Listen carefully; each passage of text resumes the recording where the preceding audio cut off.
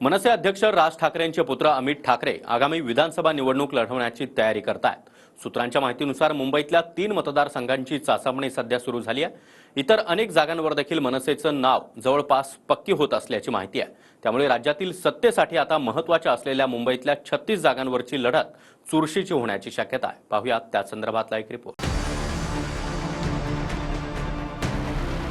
उद्धव ठाकरेंचे पुत्र सक्रिय राजकारणामध्ये आल्यानंतर आता राज ठाकरे यांचा मुलगा देखील राजकारणामध्ये उतरण्याची तयारी करतोय। आगामी विधानसभेसाठी अमित ठाकरे विधानसभा निवडणूक लढवण्याच्या तयारीत असल्याची माहिती सूत्रांकडून मिळते। मनसेच्या बैठकीमध्ये अमित ठाकरे विधानसभा निवडणूक लढवण्याच्या तयारीवर चर्चा झाली। मनसे नेते आणि सरचिटणीस यांच्या बैठकीत स्वतः अमित ठाकरेंनी सुद्धा भूमिका मांडली। स्वतः त्यांनीच निवडणूक लढवण्याची इच्छा व्यक्त केली आहे। यासह सर्वच नेत्यांनी सुद्धा विधानसभा निवडणूक लढवावी असा विचारही मांडण्यात आला। माहितीनुसार मनसेचे संदीप देशपांडे वरळीमधून, अविनाश जाधव ठाण्यामधून, स्नेहल जाधव वडाळ्यामधून आणि गजानन राणे जोगेश्वरीमधून लढतील अशी माहिती आहे। तर राज ठाकरे यांचे पुत्र अमित ठाकरे माहीम, भांडूप आणि मागाठाणे या विधानसभांपैकी एका जागेवरून लढण्याची शक्यता आहे।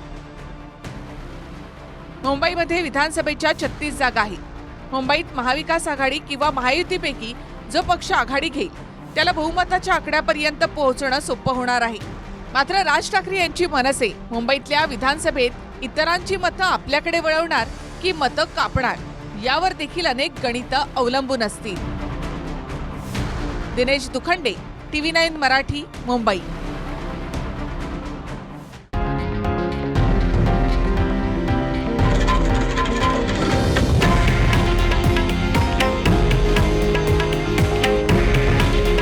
हे आहे देशातील नंबर 1 न्यूज नेटवर्क आणि आपण पाहत आहात TV9 मराठी।